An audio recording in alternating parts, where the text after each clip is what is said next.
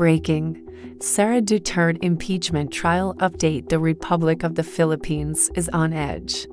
For the first time in the nation's history, a sitting vice president, Sara Duterte, has been impeached by the House of Representatives. What started as a powerful political alliance has completely shattered, sparking a crisis that could swallow the entire political landscape. This isn't just about political rivalries. This is a trial built on accusations so serious they shake the very core of public trust and constitutional order.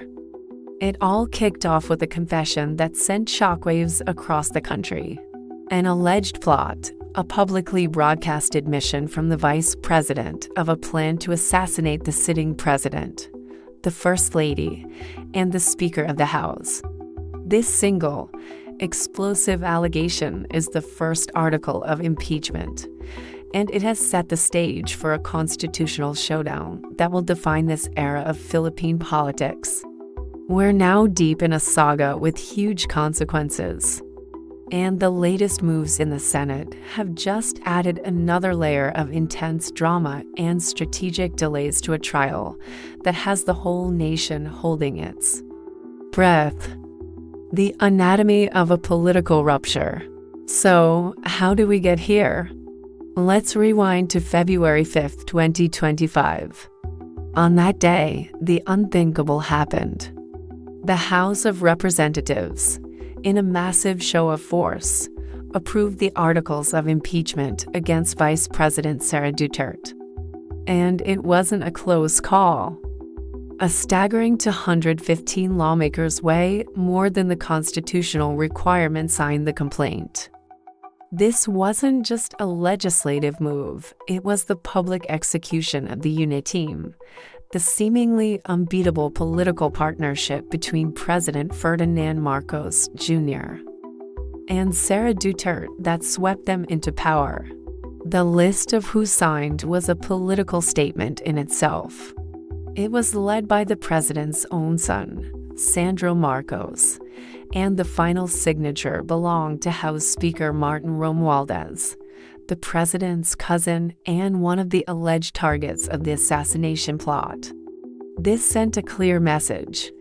The alliance between the two most powerful political families in the country was officially and irreparably dead.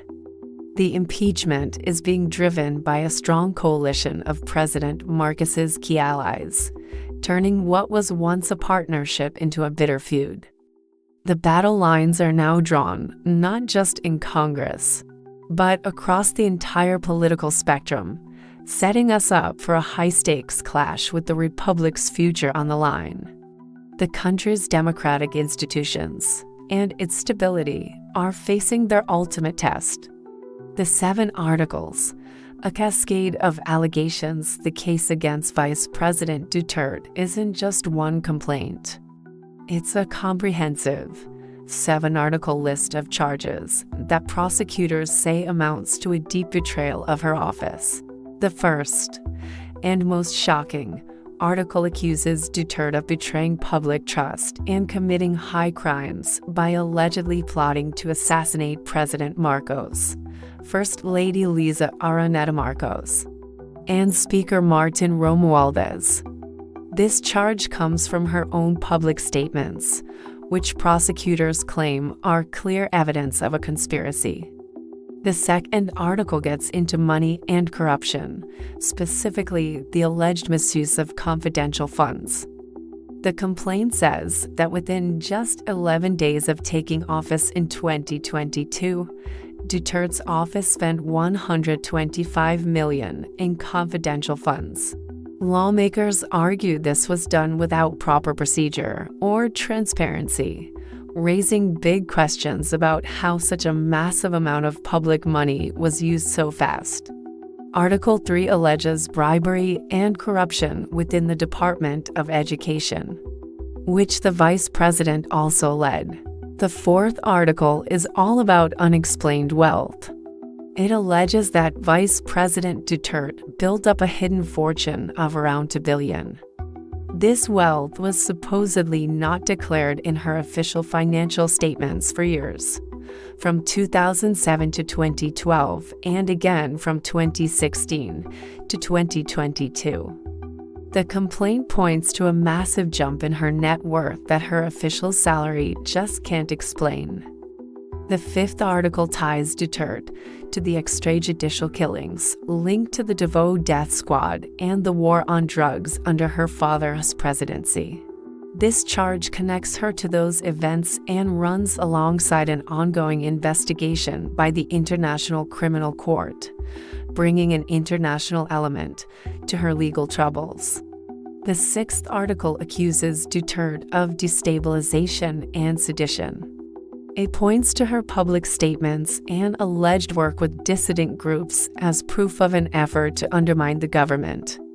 Finally, the seventh article wraps all the previous charges together. It argues that her collective actions and overall conduct as vice president are a culpable violation of the Constitution and a profound betrayal of the public trust she swore to protect. Together, these 7 articles are the legal foundation for this historic attempt to remove a vice president from power. The Senate's strategic sidestep just when everyone was gearing up for a quick trial. The whole process slammed into a wall, the Senate. After the House sent over the articles of impeachment, the Constitution says the Senate shall forthwith proceed with a trial. But what actually happened was a masterclass in procedural foot-dragging and political games. The new Senate president, Chis Escudero, first postponed the presentation of the articles from June 2nd to June 11th, saying they needed to pass other priority bills first. Critics, however, saw this as the first of many delay tactics, arguing the Senate had plenty of time to prepare. The political games hit a new level on June 11, 2025. After finally convening as an impeachment court and swearing in the senators as judges, the Senate pulled a shocking move. In an 18-5 vote, they decided to return the articles of impeachment to the House of Representatives. The motion, brought by Senator Alan Peter Cayetano, didn't kill the case but sent it back, asking the House to certify that all procedures were followed and to confirm that the next Congress still wants to pursue the complaint. This was widely seen as a strategic win for the Duterte camp. Supporters said it was a necessary compromise to ensure everything was legally sound. But opponents, like Senators Risa Hontiveros and Coco Pimentel, who voted against it, said the Senate was dodging its constitutional duty to hold the trial immediately. Analysts believe the shifting alliances in the Senate after the May 2025 midterm elections are a huge factor, with the new makeup seen as more favorable to Duterte. This has fueled speculation that her allies are trying to control the timeline, hoping to drag things out long enough to secure an acquittal. Legal experts have slammed the delay as active political maneuvering and a betrayal of justice. The ticking clock. What's next? Despite the delays, the impeachment machinery is still moving, just very slowly. The impeachment court officially served a summons to Vice President Duterte, which she received on June 12th. She was given a non-extendable 10-day period to file her official response to the 7 articles.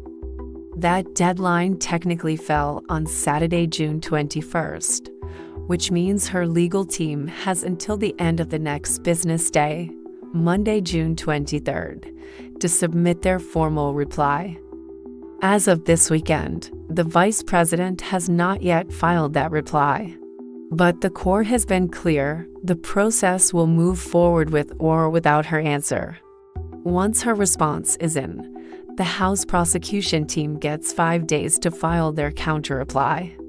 From there, the timeline suggests the next major phase of the trial will kick off after President Marcos' State of the Nation address in late July. The Senate President of the incoming 20th Congress will be in charge of scheduling the next hearings. Senator Sherwin Gatchalian has insisted that the impeachment case is still very much alive and the court can reconvene to handle procedural matters. This could mean formal hearings might finally start around July 30th, 2025. But one thing is for sure, this entire process is now expected to spill over into the 20th Congress, guaranteeing this political drama will keep us on the edge of our seats for months to come. This story is changing by the day, and every legal move and political comment carries huge weight. The decisions made in the next few weeks will leave a lasting mark on the Philippines. What do you think about the accusations against the vice president? And do you think the Senate's move to return the articles was about ensuring justice or just a political tactic to delay it? Let us know what you think in the comments below. And if you want to keep up with every twist and turn of this historic impeachment trial, make sure you subscribe to our channel and hit that notification bell so you don't miss a thing. We're watching more than just a trial of one politician. This is a moment of a serious national reckoning. The impeachment of Vice President Sara Duterte has become the flashpoint for a massive struggle between the country's most powerful political forces. It's a test of Philippine democracy's resilience, a battle over the meaning of accountability, and a spectacle that has grabbed the world's attention. The final outcome, whether it's conviction or acquittal, won't just decide Sara Duterte's political future and her possible run for president in 2028. It will also set a huge precedent for governance, public trust, and the rule of law. As the Senate gets ready to resume, one thing is clear: the Philippines is in for a period of intense uncertainty. And the very character of its political future is being forged in the fire of this trial.